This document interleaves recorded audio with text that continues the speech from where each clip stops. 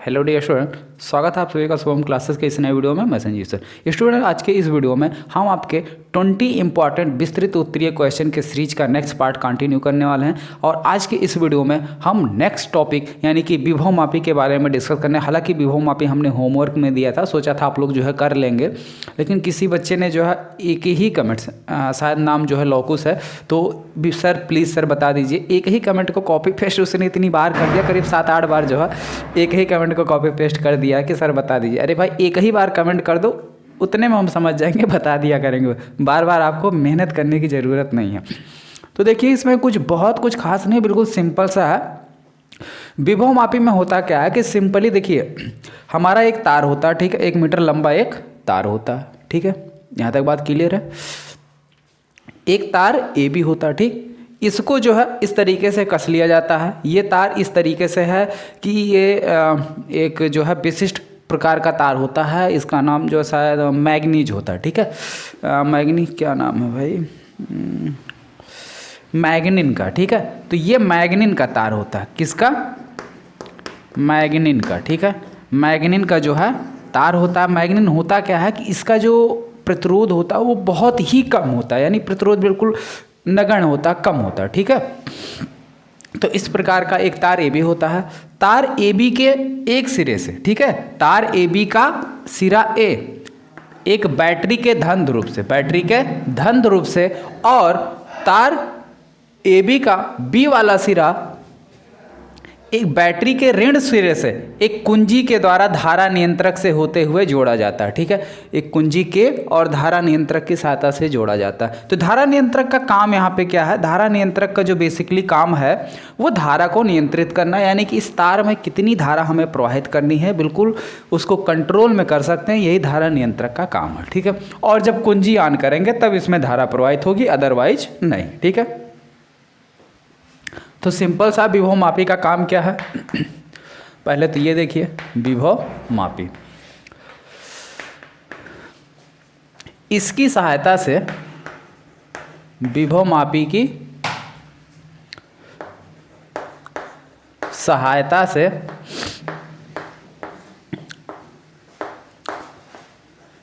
Cell का विद्युत वाहक बल मापा जाता है, ठीक है। ये इसका काम है कि कोई भी विभव मापी है तो विभव यानी कि पोटेंशियल को जो है मेजर करना ही विभव मापी का काम है, यानी कि कितना जो है विभव होगा। सिद्धांत देखिए, सिद्धांत क्या है इसका,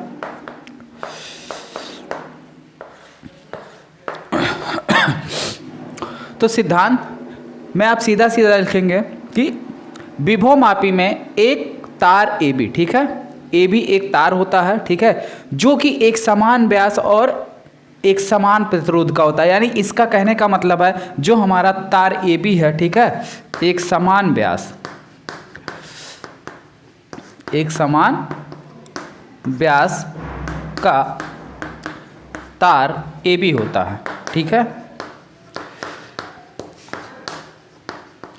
एक समान व्यास का मतलब इसकी मोटाई हर जगह बराबर है, ये नहीं कि यहाँ पे पतला हो यहाँ मोटा हो जाए फिर आगे जाके पतला हो जाए, ऐसा नहीं, ठीक है। एक समान व्यास का मतलब है कि तार की जो मोटाई है वो हर एक जगह बिल्कुल सेम होगी, जितना पतला यहाँ उतना पतला वहाँ पे भी होगा। जैसे ये चाक देख लीजिए आप, ठीक है, ये चाक क्या है, इस तरीके से है कि इसकी जो मोटाई देखिए हर जगह पर बिल्कुल सेम है, ठीक है, हर जगह पर इस तार की मोटाई क्या है, सेम है।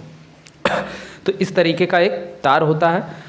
अभी हमने डिस्कस किया कि तार के ए सिरे को बैटरी के धन सिरे से, ये सारी चीज़ें क्लियर हो गई हैं, ठीक है। इसको हम बोलते हैं प्राथमिक परिपथ। क्या बोलते हैं, प्राथमिक परिपथ, ठीक है। और तार ए बी का जो दूसरा सिरा है, मतलब सिरा ए, उसको एक बैटरी के यानी कि एक सेल के, यानी ऐसा सेल जिसका हमें विद्युत वाहक बल ज्ञात करना है। तो इस सेल का मान लेते हैं हमें विद्युत वाहक बल क्या करना है, निकालना है। तो इस सेल का विद्युत वाहक बल हमें क्या करना है, ज्ञात करना है।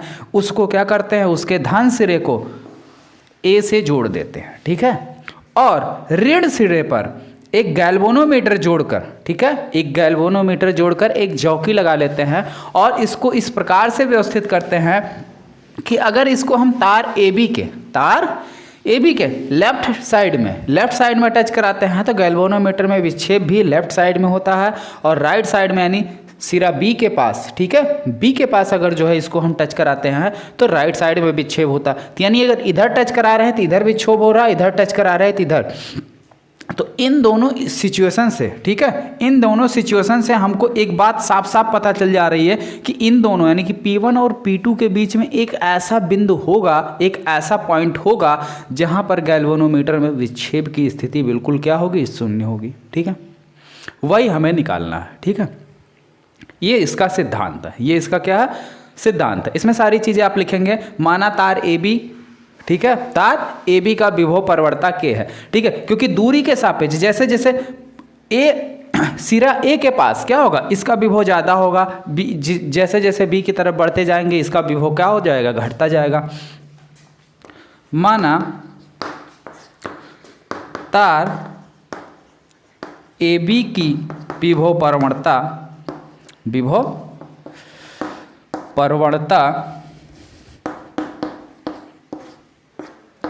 के है, ठीक है। तो विभव परवर्ता ई इक्वल टू क्या हो जाएगा,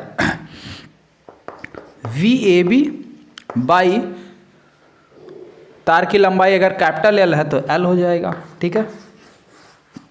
ये विभव परवर्ता का फार्मूला। अब देखिए ये सारी सिचुएशन आप लिखिए।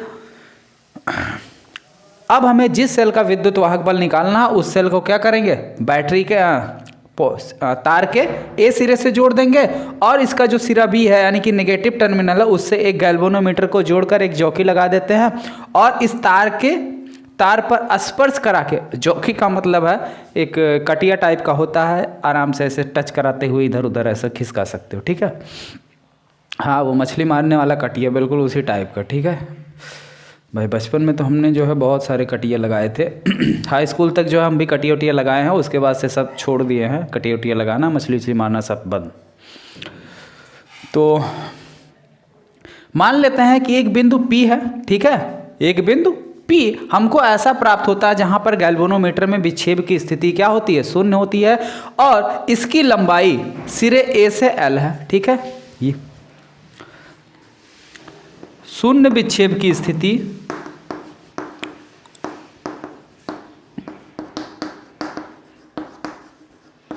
बिंदु P पर मिलती है, बिंदु P पर प्राप्त होता है। तब ऐसी कंडीशन में, और इसकी लंबाई मान लेते हैं कितना है, L है, तब ऐसी कंडीशन में विभव परवर्ता यानी कि AP का विभव, ठीक है, विभव परवर्ता के इक्वल टू कितना हो जाएगा, VAP अपान L, ठीक है। L लंबाई पर मिला है, यहाँ से यहाँ तक लंबाई हमने कितनी मान ली, L लंबाई मान लिया है, तो ये हो गया। जहां पर जितना विभवांतर, ठीक है, तार AP का होगा उतना ही विभवांतर क्या होगा, इस सेल का होगा, ठीक है, क्योंकि सेल का विद्युत वाहक बल तार AP के विभवांतर के बराबर होता है, ठीक है।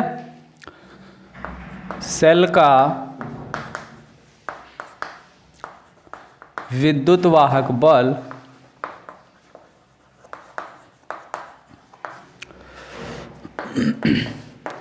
तार AP के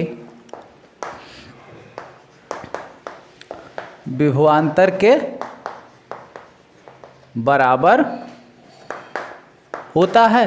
और तार AP का विभवांतर है कितना, तार AP का विभवांतर VAP बराबर क्या हो जाएगा, K इंटू एल, ठीक है, K इंटू एल, ठीक है। और तार AP का जो विभवांतर है वही क्या है, सेल का विद्युत वाहक बल है, और सेल का विद्युत वाहक बल को हम डिनोट किससे करते हैं, E से करते हैं। तो क्या मिल जाएगा, E equal to KL, E equal to KL, यही सेल का विद्युत वाहक बल है, जहां पे K क्या है, विभव परवर्ता है, ठीक है। बात समझ में आ गई, एक बार फिर से समझ लो। करना कुछ नहीं, बल सब कुछ जो है सिंपल सा है। एक सिंपल सा फिगर बनाइए, इसमें तार एक AB होता है जिसका व्यास एक समान होता है, यानी कि इसकी मोटाई हर जगह बराबर होती है। इसको एक बैटरी V से कनेक्ट करते हैं, A को पॉजिटिव से और नेगेटिव टर्मिनल को जो है धारा नियंत्रक की सहायता से जो है लाके V से जोड़ देते हैं, और जिस सेल का विद्युत वाहक बल निकालना होता है उस सेल के धन सिरे को A से और ऋण सिरे पर एक जौकी लगा लेते हैं। ठीक है, अब जौकी को इधर उधर टच कराते हैं। अगर सिरे A के पास टच कराते हैं तो विक्षेप बाईं ओर, सिरे B की तरफ टच कराते हैं तो विक्षेप दाईं ओर। ठीक है, यानी इधर कराते तो इधर, उधर कराते तो उधर, यानी इन दोनों के बीच में एक ऐसा बिंदु होगा जहां पर गैल्वेनोमीटर की विक्षेप जो है वो बिल्कुल शून्य स्थिति में होगी, यानी गैल्वेनोमीटर में विक्षेप बिल्कुल जीरो होगा। तो वही स्थिति हमने निकालनी, माना बिंदु P है जहां पे गैल्वेनोमीटर में विक्षेप जीरो है, जिसकी लंबाई बिंदु A से L है। ठीक है, तो तार का विभव प्रवणता के बराबर कितना हो जाएगा, इस तार यानी कि A से P तक की विभव प्रवणता के बराबर कितना हो जाएगा, VAP।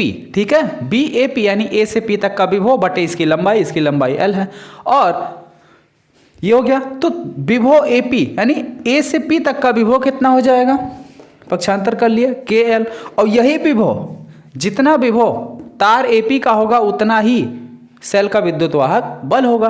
वो चीज लिखा हुआ है, सेल का विद्युत वाहक बल तार AP के विभवांतर के बराबर होता है। तो तार AP का विभवांतर कितना है, KL, तो हमारा क्या हो जाएगा।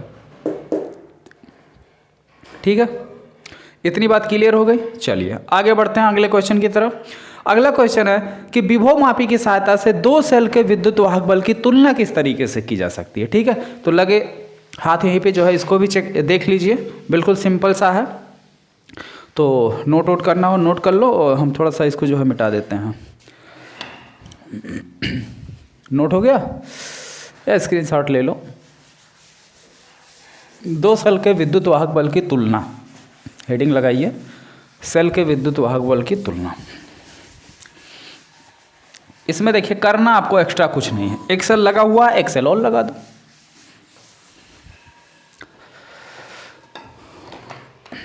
देखिए भाई इसमें आपको करना कुछ नहीं, ये आपका एक सेल लगा हुआ E1, अब एक सेल आप और लगा लो।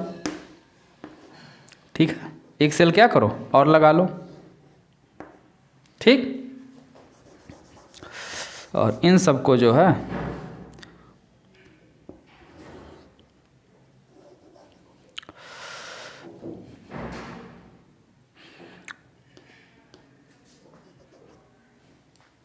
थोड़ा सा इसको जो है हटा देते हैं, जिससे आपको आसानी हो जाए समझने में।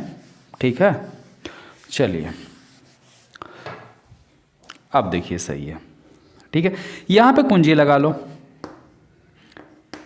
ठीक है,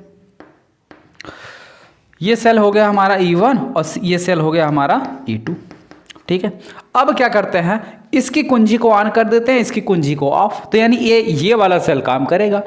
सारा प्रोसेस, सारा सिद्धांत, वर्किंग सब कुछ वही जो अभी भी हमने पीछे डिस्कस किया वही चीज़। ठीक है, तो विभव प्रवणता के बराबर क्या होता है, या सेल का विद्युत वाहक बल कितना निकल के आता है, सेल का विद्युत वाहक बल E बराबर क्या निकल के आता है, K×L। ये फार्मूला निकल के आता है ना, यही था। इसी का इस्तेमाल करना, इसी का क्या करना है, इस्तेमाल करना। यही चीज़ जो है आप पूरा डिराइव करेंगे।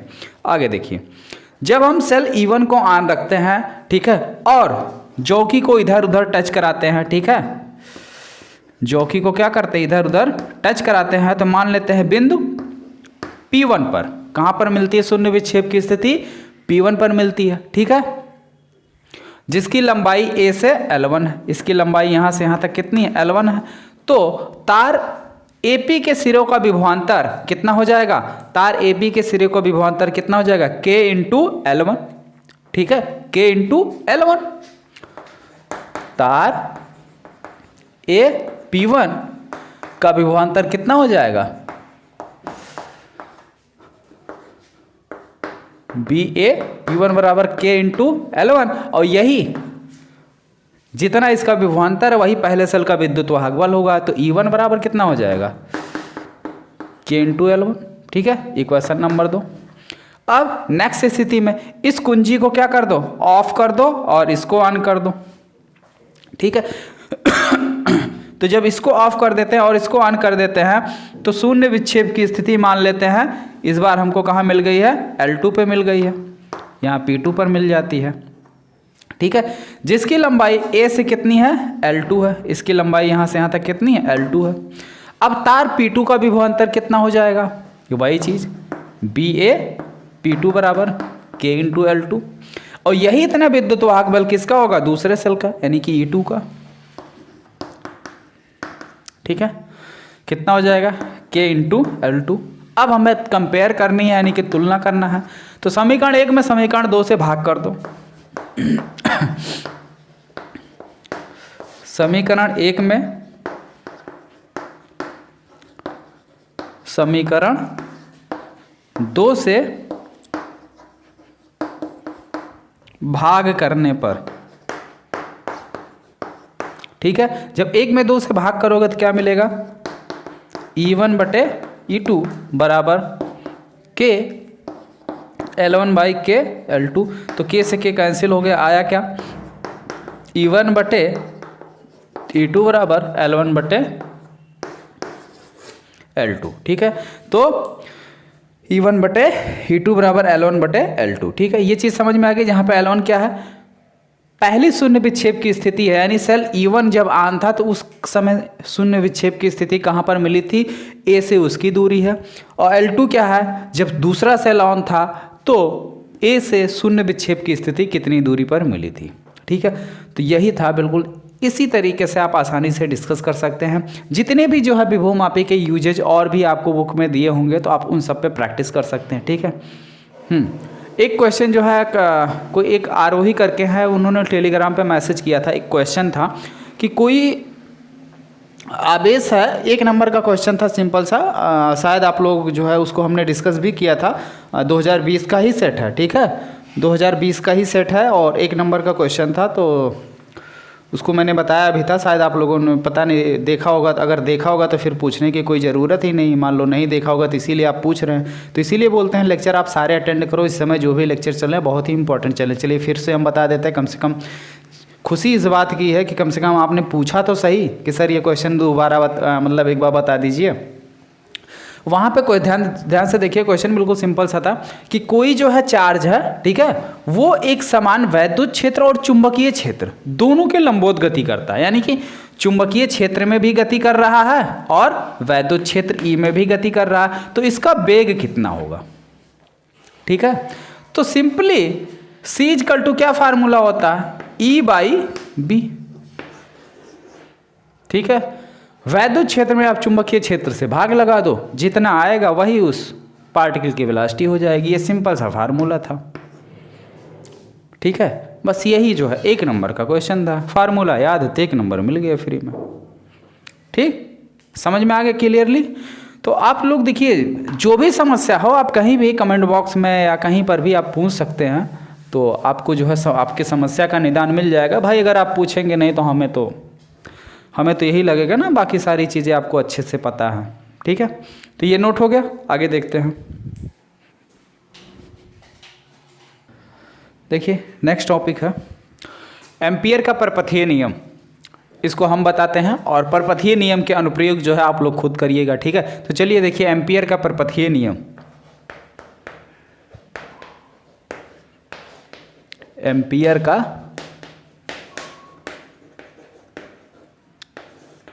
परपथीय नियम। ठीक है, तो एम्पियर के परपथीय नियम के अकॉर्डिंग, यानी इस नियम के अनुसार किसी भी बंद परिपथ के अनुदिश, ठीक है, इस नियम के अनुसार, इस नियम के अनुसार किसी बंद परिपथ से, किसी बंद परिपथ के अनुदिश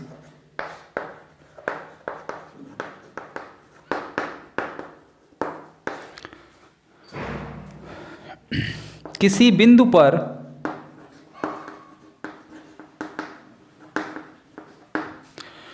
चुंबकीय क्षेत्र का रेखीय समाकलन। ठीक है, नियम आप लोगों को याद होना चाहिए, बहुत इंपॉर्टेंट है। जिस तरीके से वैद्युत क्षेत्र में आपके गॉस का नियम है, उसी तरीके से चुंबकीय क्षेत्र में आपका एम्पियर का परपथीय नियम है। चुंबकीय क्षेत्र का रेखीय समाकलन उस परिपथ से घिरे हुए, ठीक है, उस परिपथ से घिरे हुए या पास करने वाली कुल धारा का रेखीय समाकलन उस परिपथ से घिरे हुए कुल धारा का म्यू नॉट गुना होता है। ठीक है, ये सिंपल सा है। ठीक है, यानी integration B dot D L equal to mu naught I, यही है एम्पियर का परपथीय नियम। ठीक है, चलिए इसको प्रूफ कर लीजिए। इसको प्रूफ किस तरीके से करना वो भी देख लीजिए, बहुत ही सिंपल सा प्रूफ है। जैसे मान लीजिए ये हमारा कोई चालक तार है, इसमें मान लेते हैं हमारी धारा आई जो है नीचे बह रही है ऊपर से नीचे की ओर। ठीक है, अब इसके किसी भी बिंदु पर इस चालक तार से आर दूरी पर अगर हम एक सर्किल खींचें तो इस तरीके से हमारी एक सर्किल होगी।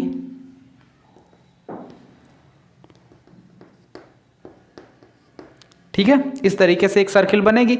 यहां से इसकी दूरी क्या होगी, आर होगी, हर जगह की दूरी आर होगी। तो इसके किसी बिंदु ए पर मान लेते हैं चुंबकीय क्षेत्र कितना है, बी है। ठीक है, तो बायो सेवर्ट के नियम के अकॉर्डिंग चालक तार से आर दूरी पर स्थित किसी बिंदु पर चुंबकीय क्षेत्र का मान कितना हो जाएगा, B equal to mu naught I upon 2 pi r. ठीक है, या mu naught upon 2 pi into I by r, ये होता फार्मूला बायो सेवर्ट के नियम के अकॉर्डिंग समीकरण नंबर 1। ठीक है, अब यहां पे हम ये देख रहे हैं, ये जो हमने एक पृष्ठ खींचा हुआ है, एक सर्कल खींचा हुआ है, इसके हर एक बिंदु पर यहां पर भी चुंबकीय क्षेत्र का मान mu naught upon 2 pi into I by r होगा। यहाँ पर भी चुंबकीय क्षेत्र का मान वही होगा, यहाँ पे भी चुंबकीय क्षेत्र का मान वही होगा, यहाँ पे भी। ठीक है, तो इसकी एक सूक्ष्म लंबाई डी एल पे हमने निकाला था।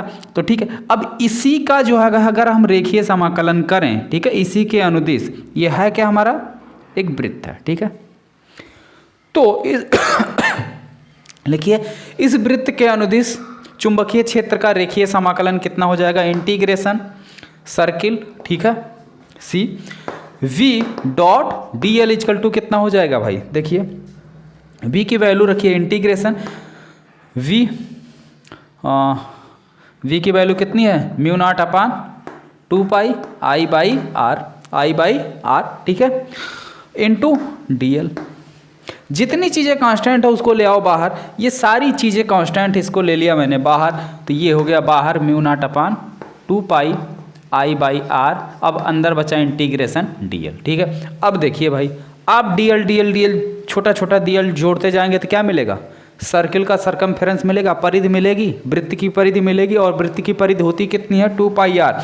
यानी integration of dl equal to कितना हो जाएगा, 2 पाई आर। कितना होगा, 2 पाई आर, वैल्यू रख लो। तो integration v dot D l बराबर कितना मिला, mu naught upon 2 pi I by r into integration d l, इसकी वैल्यू कितनी हो जाएगी, 2 पाई आर। 2 पाई से 2 पाई कैंसिल हो गया, आर से आर कैंसिल हो गया, आया कितना, integration v dot D L equal to mu naught I. ठीक है, यही क्या है, एम्पियर का परपथीय नियम है।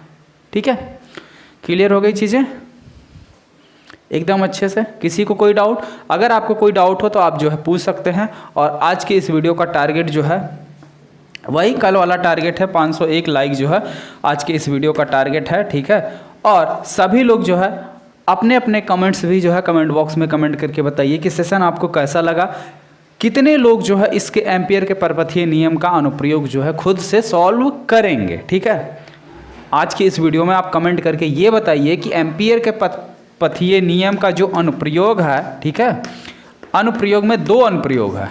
एक धारावाही परिनलिका के अक्ष पर चुंबकीय क्षेत्र, ठीक है, और ये कोई अनंत लंबाई का चालक तार है तो उसके कारण चुंबकीय क्षेत्र की तीव्रता कितनी होगी, ये 2 इसके अनुप्रयोग हैं। तो कितने लोग इस अनुप्रयोग को आज ट्राई करेंगे, नीचे कमेंट बॉक्स में अपने अपने जवाब जरूर टाइप कीजिए। ठीक है, और मिलते हैं फिर कल के वीडियो में। अगर आप इसको कर ले जाते हैं तो इस टॉपिक को छोड़कर नेक्स्ट क्वेश्चन पर डिस्कशन किया जाएगा, और अगर मान लीजिए कोई डाउट आता है या कोई समस्या होती है तो इसको भी बता दिया जाएगा। ठीक है, ओके स्टूडेंट।